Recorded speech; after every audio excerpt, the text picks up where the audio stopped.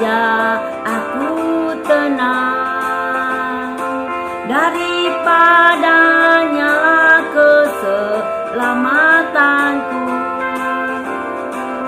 Hanya Dia gunung batuku, hanya Dia kota bentengku.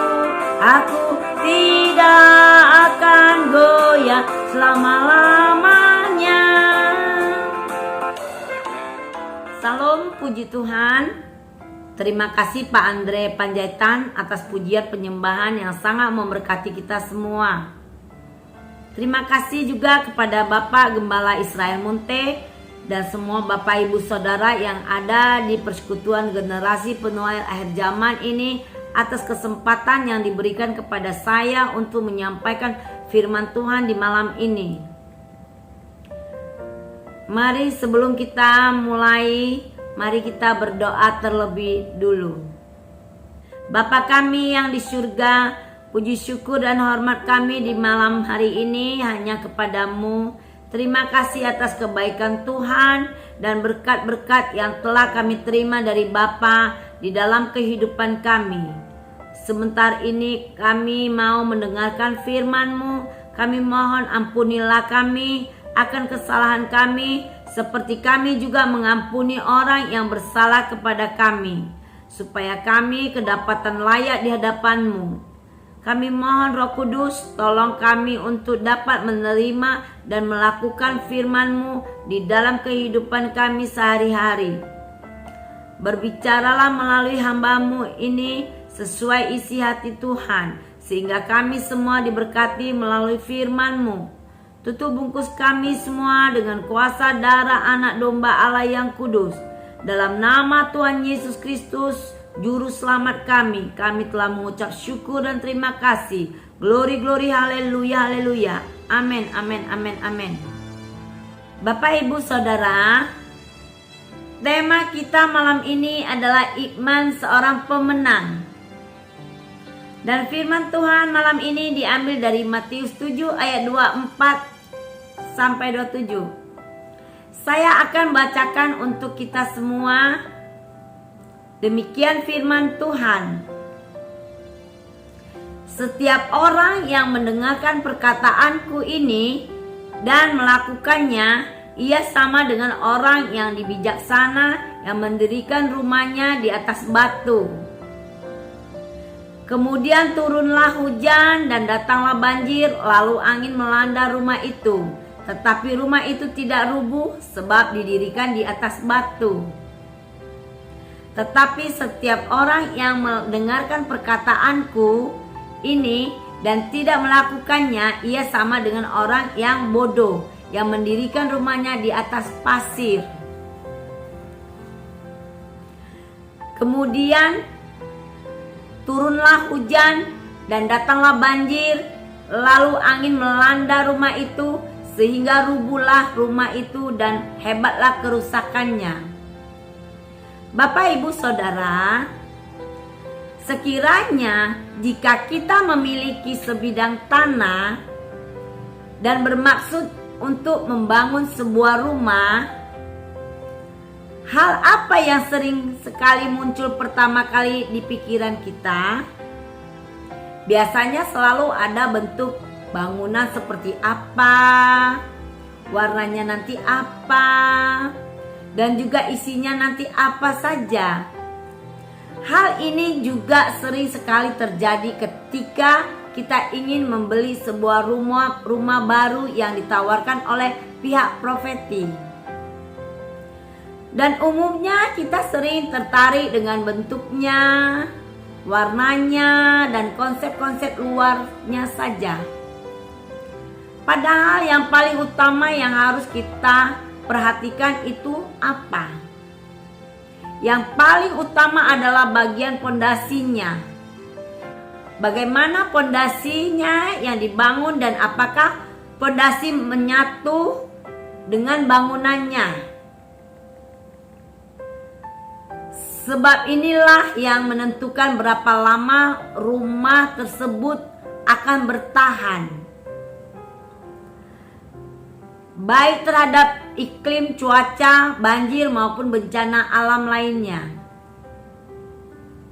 Dari kitab Matius 7 ayat 24 sampai 27, Tuhan Yesus memberikan perumpamaan tentang mendirikan rumah adalah menggambar tentang membangun kehidupan manusia. Dan kita memang menemukan bahwa semua orang baik yang percaya Tuhan dan yang tidak percaya Tuhan, semuanya sedang membangun kehidupan mereka masing-masing. Dari nas firman Tuhan malam ini, Tuhan menggambarkan ada dua keadaan yang dialami oleh manusia di dalam menjalani dan membangun kehidupan ini, terutama ketika menghadapi pergumulan hidupnya. Yang pertama adalah orang yang percaya dan melakukan firman Tuhan adalah seorang pemenang yang bijaksana. Bapak, Ibu, Saudara, saya yakin kita semua pasti setuju rumah yang kuat dan berdiri kokoh adalah rumah yang dibangun di atas fondasi yang kuat dan harus menyatu dengan fondasinya. Biasanya adalah tiang fondasi yang harus dicor atau ditanam dan menyatu fondasinya atau dasar bangunannya. Setelah itu baru kemudian dibangun dinding-dinding rumahnya. Dan semua harus terhubung satu dengan yang lain dengan kuat. Dengan demikian, maka bangunan rumah demikian akan berdiri kokoh sekali. Demikian orang yang percaya. Orang yang percaya yaitu mereka yang mendengarkan firman Tuhan dan melakukannya. Maka mereka inilah yang disebut membangun keseluruhan kehidupan di atas firman Tuhan yang menyatu kuat dengan dirinya. Bapak, Ibu, Saudara, orang yang mendengar firman Tuhan dan juga melakukannya adalah orang yang hidupnya dipimpin oleh Roh Kudus, sehingga dari hari ke hari akan terlihat perubahan-perubahan di dalam kehidupannya dalam wujud buah-buah roh, yaitu adanya kasih di dalam kehidupannya, sehingga ia selalu sabar menghadapi apapun. Orangnya murah hati, tidak cemburu, tidak sombong, selalu sopan kata-katanya, tidak suka berdusta dan tidak egois. Bukan seorang pemarah dan tidak menyimpan kesalahan orang dengan cara selalu memaafkan kesalahan orang terhadap dirinya. Suka berdamai dengan siapapun. Dan ada damai sejahtera memerintah di dalam hati, ada sukacita, ada kesetiaan, ada penguasaan diri. Ketika ia menghadapi masalah, yang diutamakan adalah ia selalu mengandalkan pertolongan dari Tuhan, bukan mengandalkan manusia. Mendahulukan Tuhan di atas segala-galanya. Ia percaya bahwa dengan penyertaan Tuhan, maka masalah di kehidupannya selalu ada jalan keluar. Amin. Bapak, Ibu, Saudara, selalu bersyukur sekalipun keadaan masih belum seperti yang diharapkan. Namun tetap taat dan percaya pada janji-janji firman Tuhan. Sehingga tiba waktunya Tuhan, maka ia akan melihat seperti pelangi sehabis hujan. Orang percaya dan melakukan firman-Nya, adalah orang yang tidak akan goyah. Sebab ada tangan Tuhan yang menopang. Amin Bapak Ibu Saudara. Ini adalah ciri-ciri seorang pemenang kehidupan. Yang kedua adalah orang yang tidak percaya dan tidak melakukan firman Tuhan adalah seorang pecundang yang bodoh. Rumah yang rapuh, tentu kita pun tahu bahwa rumah tersebut pasti dibangun tidak menyatu di pondasinya. Bapak Ibu Saudara, saya jadi teringat dengan kisah anak-anak yang suka bermain pasir di pantai dengan membuat rumahan pasir atau benteng dengan menggunakan pasir. Anak-anak biasanya sangat menikmati dan sangat senang sekali setiap rumah benteng pasir mereka diselesai dibuat. Dan orang tua mereka pun sudah menjelaskan bahwa rumah pasir yang mereka buat itu bagus, namun tidak akan bertahan lama, sebab tidak lama setelah itu ombak laut akan datang menerjang dan merubuhkan rumah dan benteng pasir yang mereka buat. Dan memang seperti itulah yang terjadi. Namun melihat apa yang terjadi, ada anak-anak itu bukannya sedih, melainkan mereka tertawa kegirangan dan sangat menyukai hal itu. Lalu mereka kembali bergegas membuat kembali rumah pasir dan membentengi pasir di atas pantai yang terbentang hamparan pasir yang luas.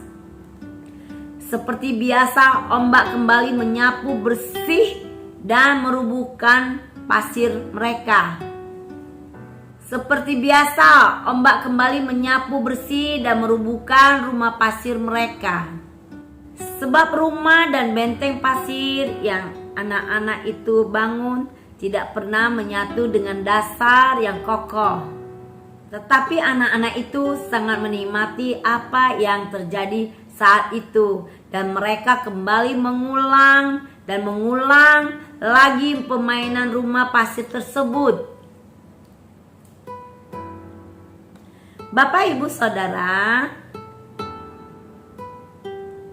begitu pula di dalam kehidupan ini. Ada orang yang membangun kehidupannya menyatu dengan pondasi batu yang kuat. Dan ada juga orang yang membangun kehidupannya di atas pasir. Kedua-duanya akan kelihatan sama saja ketika tidak ada badai yang menyerang. Namun mereka akan memiliki hasil yang sangat berbeda sekali ketika diterpa masalah hidup, di mana yang satu akan tetap berdiri kokoh oleh karena menyatu dengan pondasinya yang kuat. Sedangkan yang satunya lagi akan hancur, lebur oleh karena tidak menyatu dengan pondasinya. Hari-hari ini banyak orang yang kehidupannya tidak jauh berbeda dengan ilustrasi anak-anak yang bermain rumah pasir tadi. Mereka adalah orang-orang yang kelihatan sangat menikmati hidup ini, dengan selalu jatuh bangun dalam kehidupan ini. Jatuh bangun terus.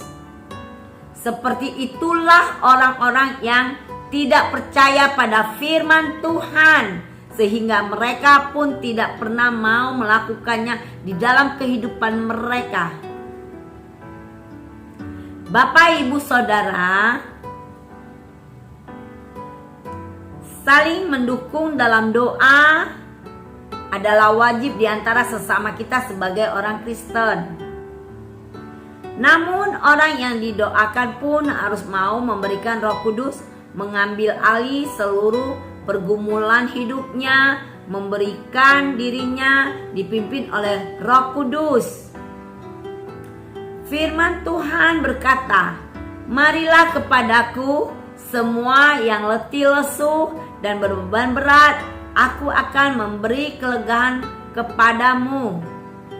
Pikulah kuk yang kupasang dan belajarlah padaku, karena aku lemah lembut dan rendah hati, dan jiwamu akan mendapat ketenangan." Jika seorang tidak percaya pada firman Tuhan, bagaimana ia mau melakukan firman-Nya sehingga jiwanya tidak pernah mendapat ketenangan, stres, depresi, kekhawatiran hidup?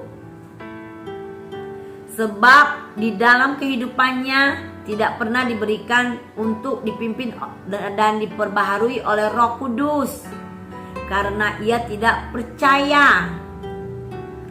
Bahkan tidak sedikit mereka adalah orang-orang yang sekalipun sering ke gereja dan ikut persekutuan doa dan mendengar firman Tuhan, tetapi hidup mereka masih dipimpin oleh kedagingan mereka, sehingga di dalam kehidupannya masih sering dikuasai keinginan duniawi.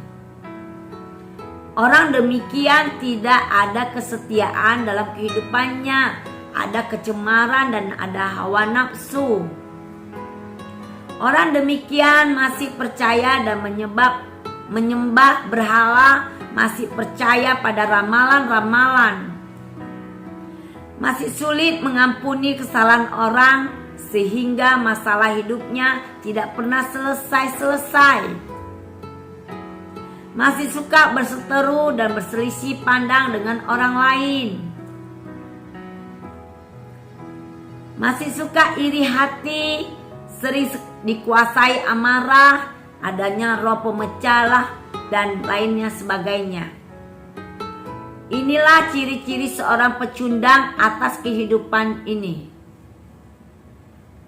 Bapak, Ibu, Saudara, orang-orang yang melakukan firman Tuhan di dalam hidupnya ketika diserang oleh kesulitan-kesulitan dan godaan-godaan duniawi, pasti akan lebih mampu bertahan dibandingkan orang-orang yang tidak melakukan firman Tuhan di dalam hidupnya. Mengapa?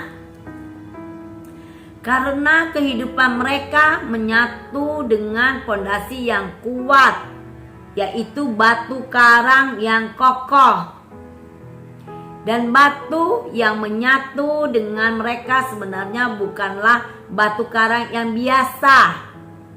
Di surat 1 Korintus 10 ayat 4 dikatakan demikian. Dan mereka semua minum minuman rohani yang sama, sebab mereka minum dari batu karang rohani yang mengikuti mereka, dan batu karang itu ialah Kristus. Kristuslah batu fondasi yang kokoh. Barang siapa mendengarkan firman Tuhan dan melakukan firman Tuhan, orang itu sebenarnya sedang dipimpin oleh Kristus di dalam dirinya. Maka itu dirinya dapat bertahan dalam menghadapi segala macam badai hidupnya, karena ada Kristus yang memberikan kekuatan. Kristus telah mengalahkan semua sengsara kehidupan di atas kayu salib. Kristuslah yang memberikan ketenangan di pikiran dan perasaan orang percaya. Ada damai sejahtera, ada terang di setiap langkah mereka, dan kebijaksanaan di setiap keputusan mereka. Amin ya Bapak, Ibu, Saudara.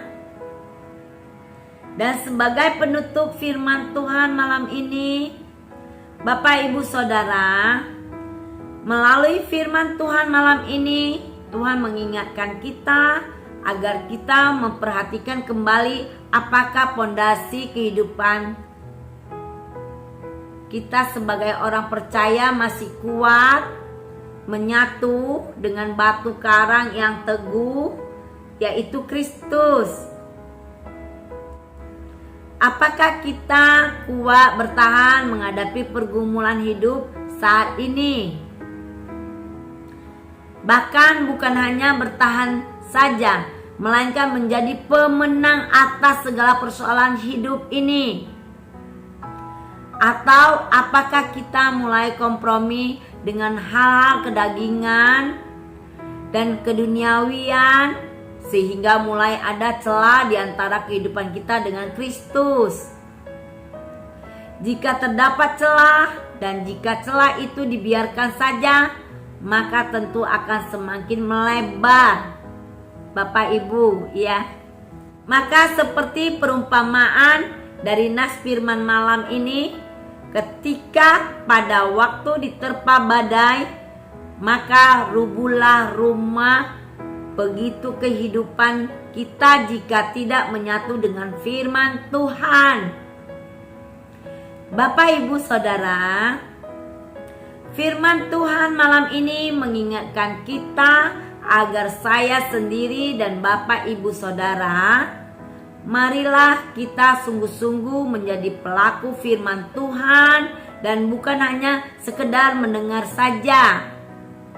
Sehingga sebagai orang percaya kita akan terlihat berbeda dengan mereka yang tidak percaya. Cara kita menghadapi kehidupan ini ada berdasarkan firman Tuhan. Sedangkan mereka yang tidak percaya selalu menghadapi kehidupan dengan cara duniawi dan kedagingan. Dan dengan demikian kita pun dapat berkata seperti Paulus katakan di dalam Filipi 4 ayat 13. Segala perkara dapat kutanggung di dalam Dia yang memberi kekuatan kepadaku. Dan dengan kekuatan dari Tuhan, maka kita akan menjadi seorang pemenang bijaksana seperti yang Tuhan inginkan. Amin ya Bapak Ibu. Demikian firman Tuhan malam ini. Mari kita berdoa. Bapa Surgawi, terima kasih buat firman-Mu yang mengingatkan kami agar kami selalu menyatu dengan firman Tuhan melalui Roh Kudus yang tinggal di dalam hidup kami. Sehingga dalam segala keadaan kami selalu diberi kekuatan dari Tuhan untuk hidup berkemenangan. Roh Kudus pimpin kami selalu dan ajari kami lebih dalam lagi bersekutu dengan-Mu. Kami percaya akan firman-Mu yang menjadi terang bagi jalan hidup kami dan menjadikan kami sebagai pemenang-pemenang iman. Berkatilah kami semua yang mendengarkan firman-Mu ya Bapa. Dan di dalam nama Tuhan Yesus Kristus kami bersyukur dan berdoa. Glory, glory, haleluya, haleluya. Amin, amin, amin, amin. Amin ya Bapak Ibu. Tuhan berkati semuanya. Amin. Hanya Dia gunung batuku, hanya Dia kota bentengku. Aku tidak akan goyah selama-lamanya. Aku tidak akan goyah selama-lamanya.